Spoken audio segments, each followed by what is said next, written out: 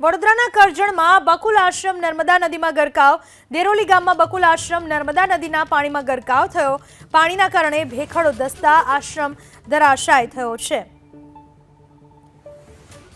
વડોદરાના કરજણમાં બકુલ આશ્રમ જે નર્મદા નદીમાં ગરકાવ થઈ ચૂક્યો છે. દેરોલી ગામમાં આવેલો હતો આ બકુલ આશ્રમ જે નર્મદા નદીના પાણીમાં ગરકાવ થયો છે. વધારે પડતા પાણીના કારણે ભેખડો નીચેથી ધસી પડી અને ભેખડો ધસી પડતા આ આખો આશ્રમ ધરાશાય થઈ ગયો અને નર્મદા નદીના પાણીમાં ગરકાવ થઈ ગયો. નીચેથી ભેખડ ધસી પડતા આ પ્રકારની ઘટના બની હતી. આ વિશે વધુ માહિતી આપવા આપણી સાથે જોડાઈ ચૂક્યા છે મારા સંવાદદાતા લોરેન્સ પરમાર. લોરેન્સ, કઈ રીતે આ ઘટના બની? કોઈ જાનહાનિ થઈ કે કેમ? હાલ ત્યાંના મામલતદાર સહિતનો જે સ્ટાફ છે તે એમાં કામગીરીની અંદર આદેશ આપવામાં આવે છે અને પહોંચી રહીને ત્યાં કામગીરી કરી રહ્યા છે.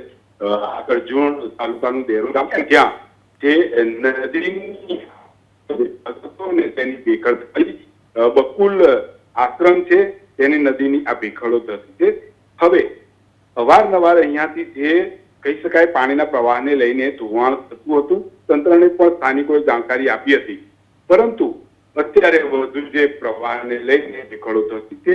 નર્મદા નદી કિનારે આ આશ્રમની અંદર ભેખડો ધસતા ત્યાં તે મામલતદાર, સ્થાનિક અગ્રણીઓ સહિત તમામ લોકો ત્યાં પહોંચ્યા છે. કામગીરી હાથ ધરાઈ રહી છે. તપાસ એ થઈ રહી છે કે ભેખડો સાથે કોઈ અંદર દબાયું છે, પડ્યું છે કે નહીં.